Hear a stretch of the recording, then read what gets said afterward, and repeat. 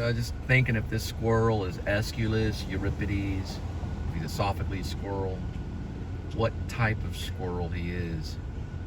It's hard to say just looking at him. He is hungry. So he's a hungry squirrel. But it's hard to say the type of writer the squirrel is. He's not too far from mid-cities. He's probably heard of the mid-cities boulevard squirrels. And he's a little jittery, so I'd say maybe Euripides. There's probably a Sophocles in there too. He looks like he's gonna lunge. Is he gonna lunge? What's up?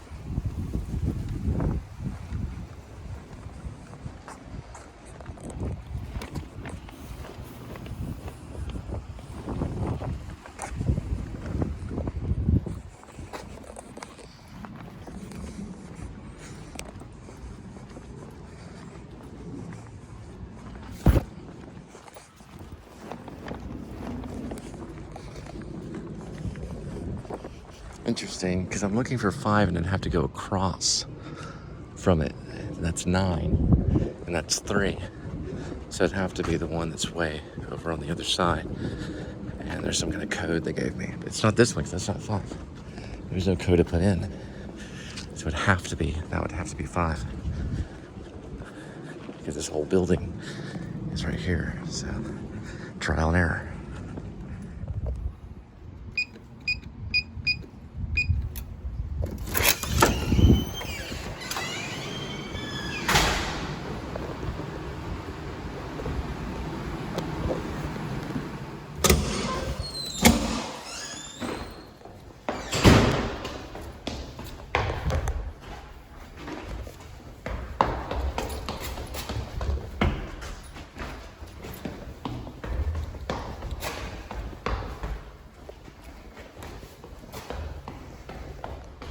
This is an interesting one.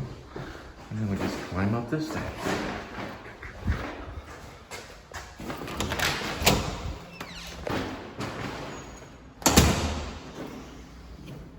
Thanks for the schematics.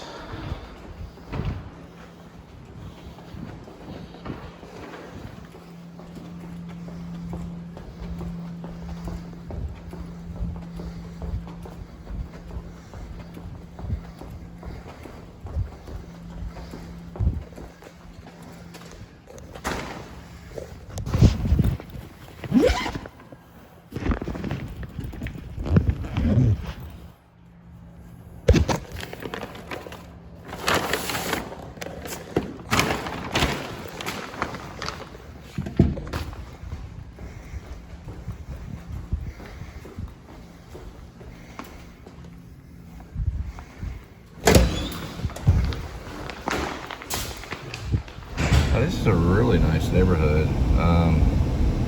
It's kind of the Richland Hills area. The fountain, like a little bridge. Kind of looks like a suspension bridge a little bit. And there's this big old neighborhood right here. There's like a little jogging trail right here. Texas, pretty much. If you're a little overweight, it only takes a summer, and then you're good to go. You're as thin as can be. As long as you exercise every day throughout that summer, that stuff's coming right off. It doesn't matter your age. Well, this is Sonic.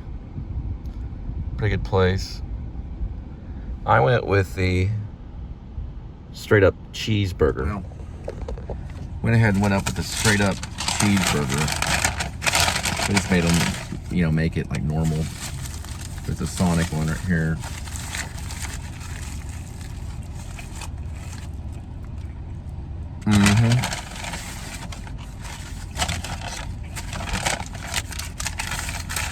pretty good. Now I know why they're in business.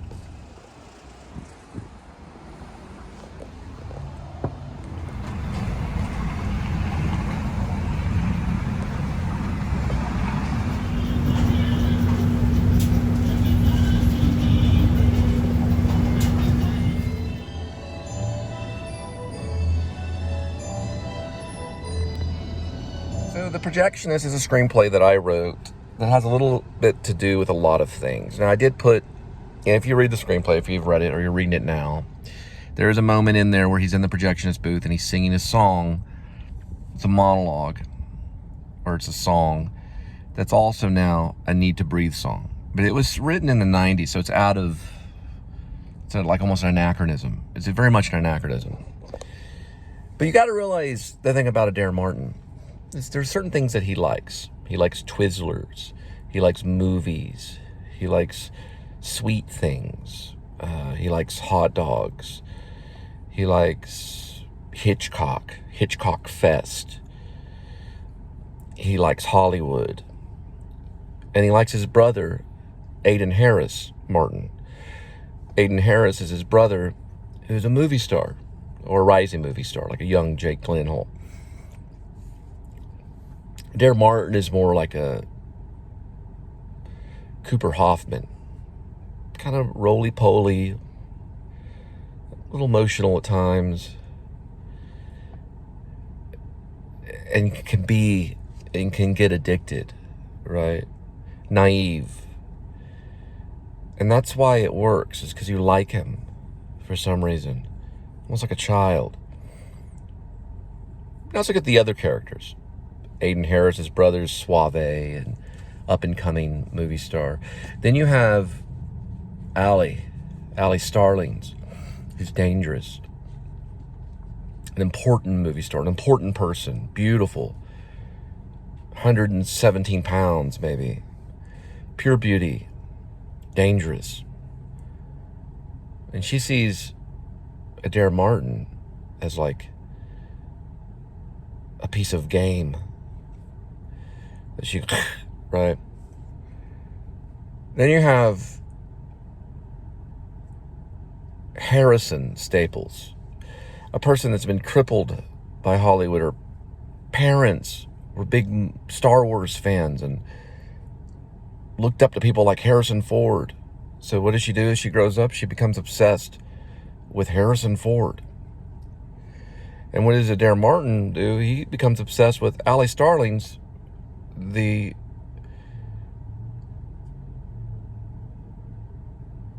ingenue, I don't know if that's the right way to say it, the love interest of Aiden Harris's character, Martin Lord. Got to read the script. She plays Cheryl Stark. Aiden Harris does. No, I mean, that'd be Ed Wood. Cheryl Stark is played by Allie Starlings.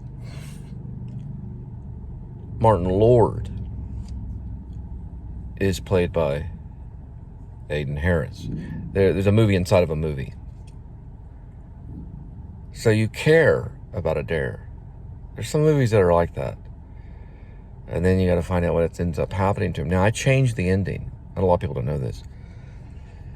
But the sequence and the whole SWAT thing and the sniper, all that stuff, I took that. That's almost like a dream sequence. It's almost like a dream sequence. It's very similar to that. What ends up happening in actuality is he marries Allie Starlings. Just like he marries Harrison Staples. You just kind of get the idea that Harrison Staples, who she comes from the Asian world, it doesn't really work out, but it does work out between him and Allie Starlings.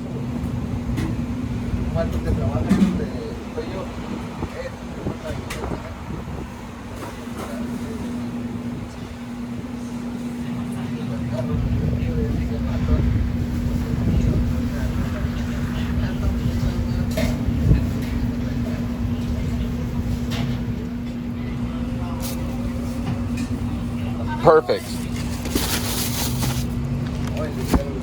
Have good threes.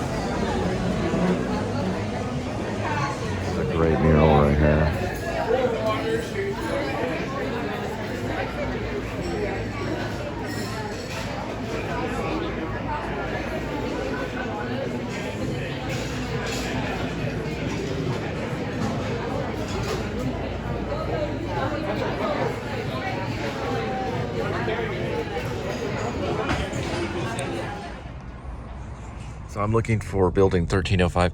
This is known as an art community out in Richland right here. You can see all this artwork that's just kind of outside of this apartment. It's called the Arts. So they just have artwork all over the place. These artists come from all over the place to live in this little community among all the great sculptures and just all the great work. I see some of the stuff right there, the masterful work on some kind of tile, and then there's more of the artwork here. It's called the Arts.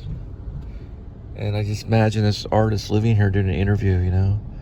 I know I'm an artist because look where I live, you know. There's a Domino's thing right there. Just like I know it, you know, like Harmony Korine walking around with the camera in this little place in this area. Like, this is where the artists live, you know, because it says so on the outside of the wall, kind of thing, you know. Because it really does. It really is called the Arts. ARTS. The Arts. I'm kind of going around looking for 1305, but this is what I look like as I'm doing this. So I'm looking at the screen to remind myself that it's going to be at 1305. But I don't see it anywhere because they're too artsy.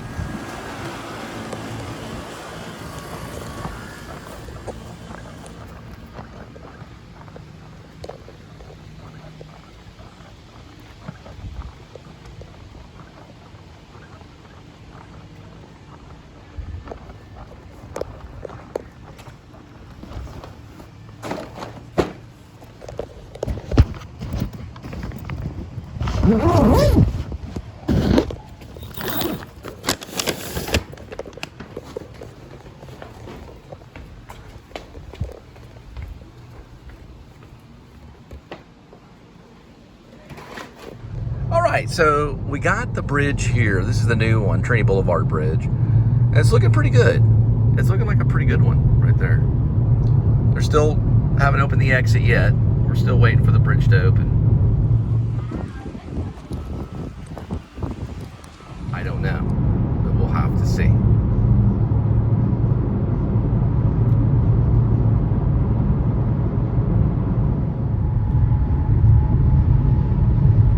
Well, we're switching off from GBH. We're going to switch over to Double D's. DD, baby, DD.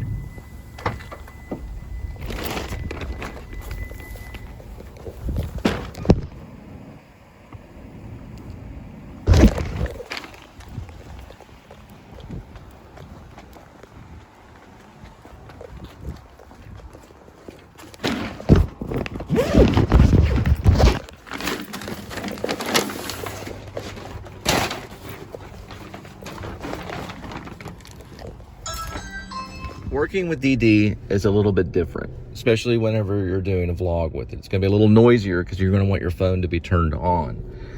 Their actual GPS system is built in within the app. Similar to when Uber first started, they had eventually at one time they had their own GPS navigator within the app. Okay, they do require photo, so you do have to use your photo.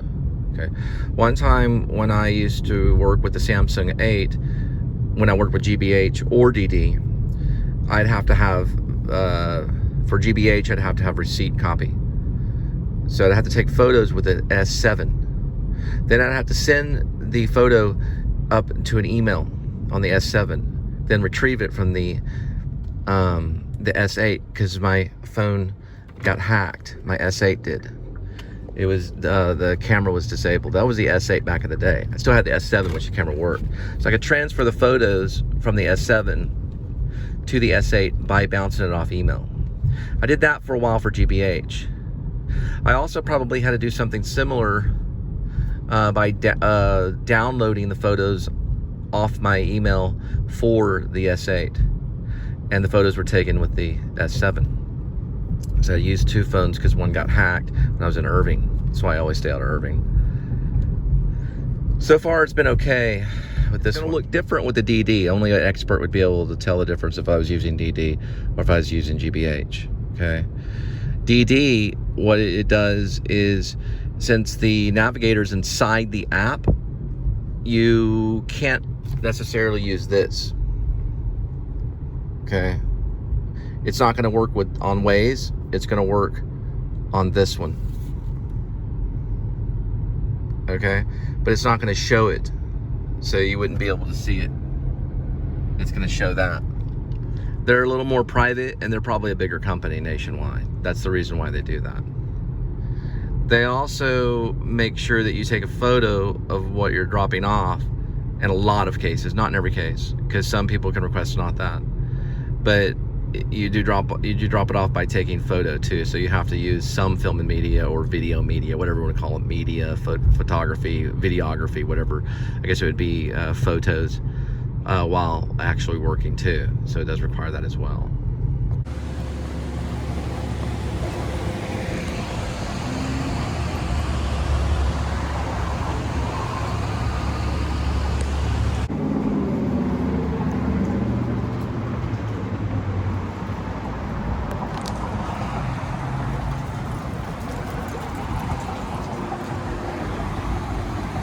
Called the Old World pepperoni, and the other one's the extra most bestest pepperoni, something similar to that. They usually put them in here so you can put in a code, and these will just open up automatically. You put in the code, and you just grab it, go. But they can also make it hand it off here too.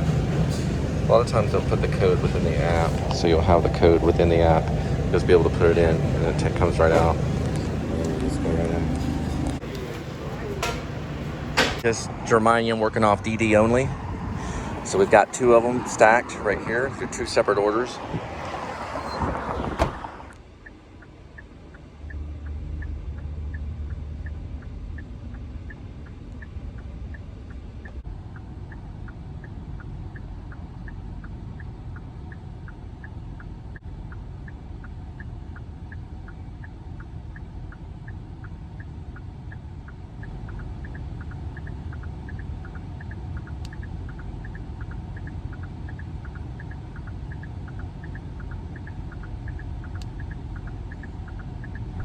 The lights seem to take longer than usual.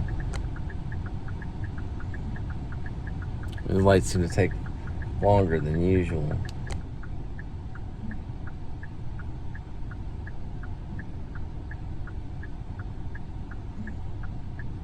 The lights seem to take longer than usual.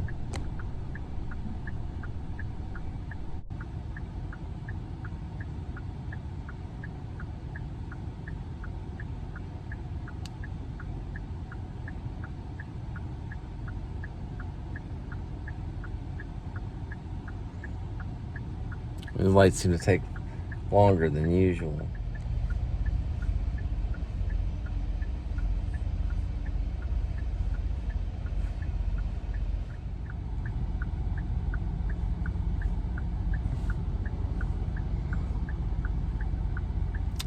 Man, I don't remember the lights lasting this long. There we go.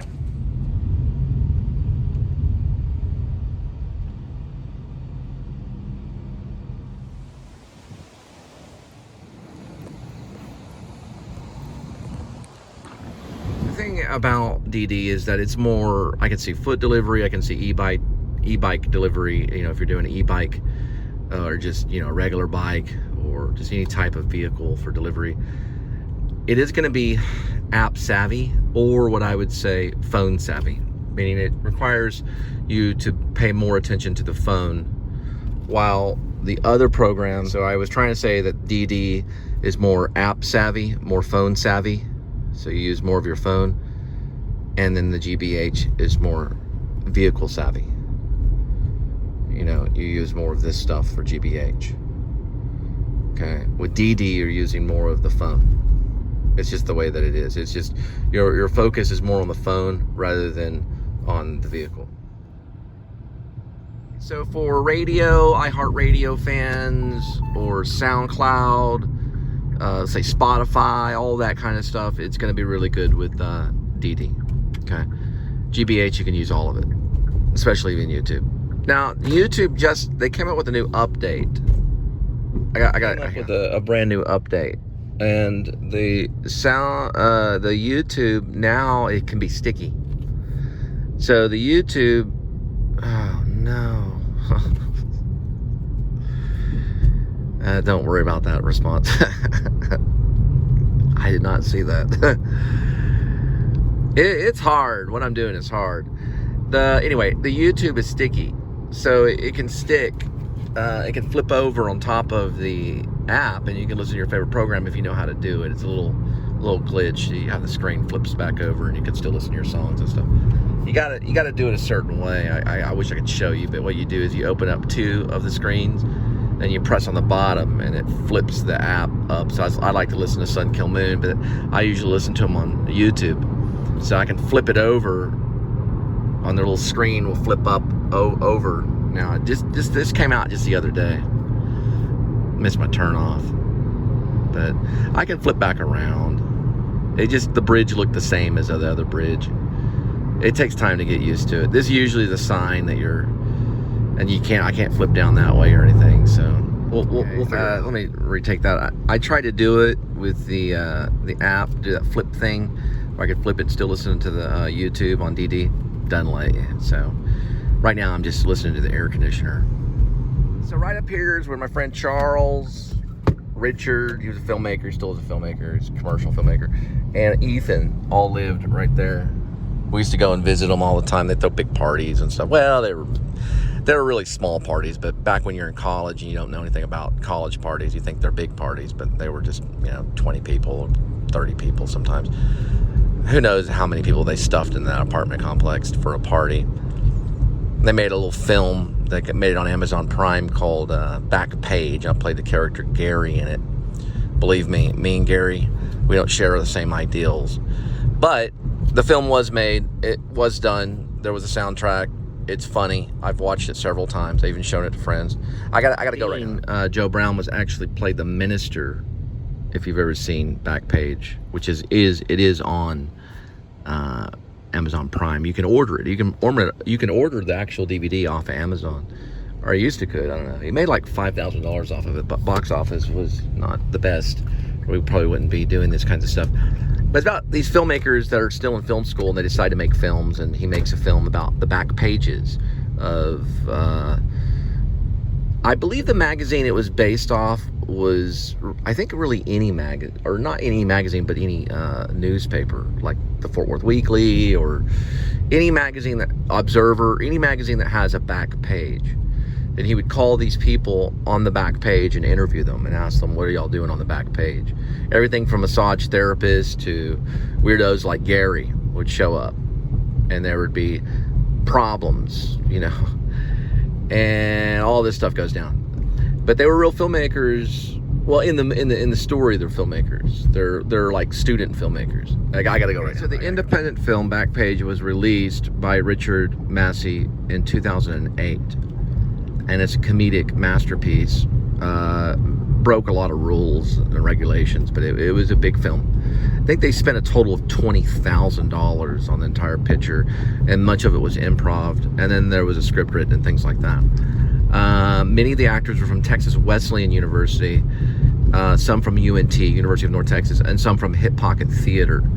So they used some Hip Pocket Theater actors, college actors, things like that. And it went on for, I think the whole production was about a year. I don't know how long editing was. It could have been a year in editing. It was re-released and then the following year for other footage and stuff. But it was premiered. I never made the premiere. I kind of got Al Pacino about the premiere.